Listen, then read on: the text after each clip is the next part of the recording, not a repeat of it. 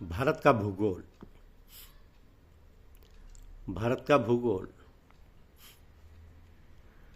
देखिए, भूगोल पृथ्वी की सतह, उसके भौतिक वातावरण, पर्वत, नदियाँ, जलवायु और उस पर रहने वाले मानव समुदायों के बीच के अंतर संबंधों का वैज्ञानिक अध्ययन है।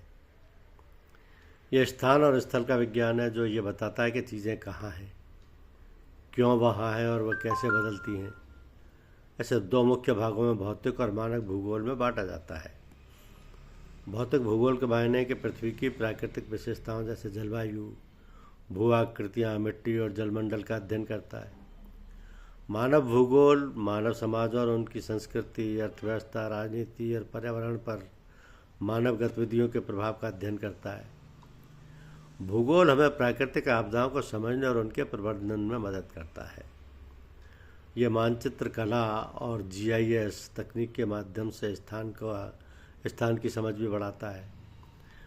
यह प्राकृतिक संसाधनों के उपयोग और विकास के बारे में जानकारी देता है।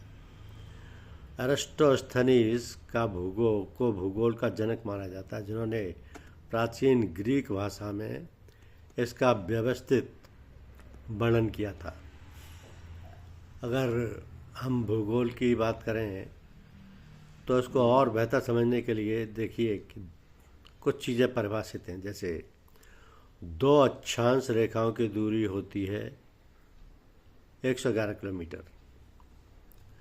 23.5 डिग्री उत्तरी अक्षांश को कहा जाता है कर्क रेखा। 23.5 डिग्री दक्षिणी अक्षांश को कहा जाता है मकर रेखा।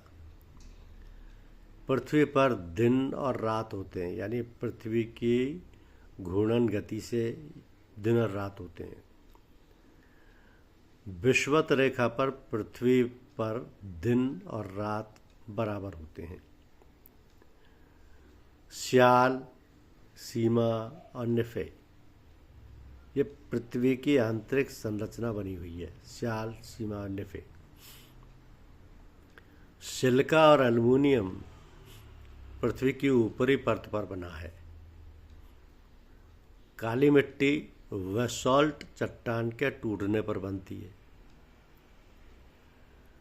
वी आकार की घाटी का निर्माण नदी द्वारा होता है। हवाई द्वीप को प्रशांत महासागर का चौराहा कहा जाता है। हवाई द्वीप को बंगाल की खाड़ी में न्यू मूर द्वीप बंगाल की खाड़ी में स्थित है। अस्वान बांध नील नदी पर स्थित है। दो देशांतर रेखाओं के बीच के समय का अंतर जो होता है उसको वो 4 मिनट का होता है।